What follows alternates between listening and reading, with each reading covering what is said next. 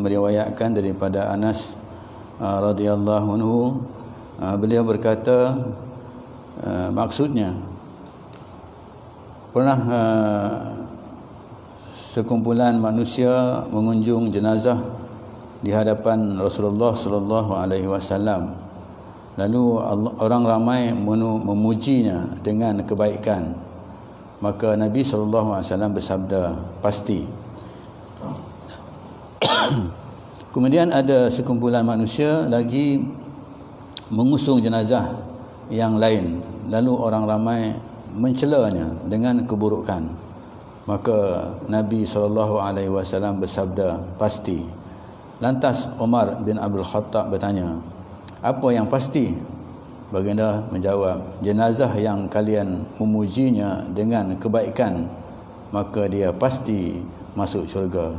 Sedangkan jenazah yang kalian mencelanya dengan keburukan, maka dia pasti masuk ke dalam neraka. Kalian adalah saksi Allah di muka bumi.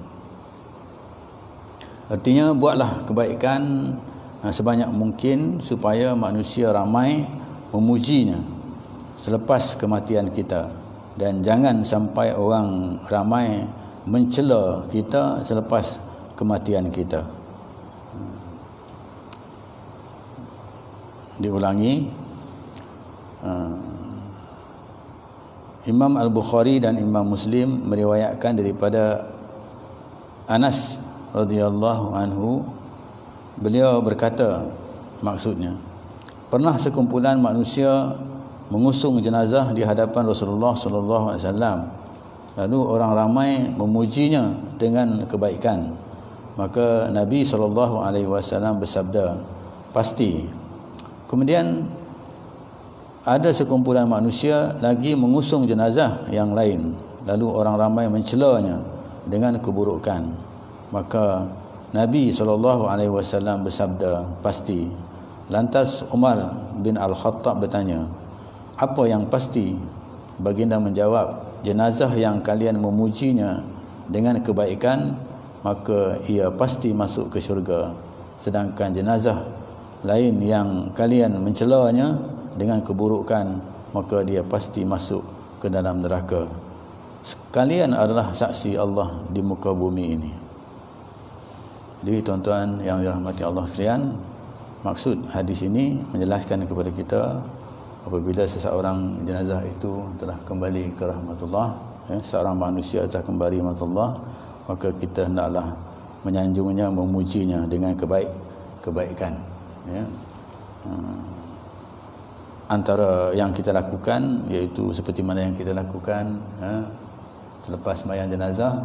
Jadi imam akan menyebut apakah kita bersaksikan ke atas jenazah ini ataupun ke atas mayat ini, jadi semua kita akan menjawab baik, kebaikan, semuanya kebaikan, dan kita akan menjawab baik, kan, gitu. Ini maksud daripada hadis inilah. Jadi kesimpulannya, untuk diri kita, dalam hidup kita ini hendaklah kita sentiasa melakukan kebaikan, amilus solihat. Dan dengan kebaikan itu menjadikan orang akan puji kita sebelum kita mati ataupun selepas kita mati, kan. Jadi itu yang dimaksudkan di sini. Maka sebab kitalah merupakan orang yang sebagai saksi kita Rasulullah SAW di atas muka bumi ini kepada manusia, kepada sahabat kita itu. Jadi kalimah kebaikan, kalimah baik itu ialah merupakan kebaikan.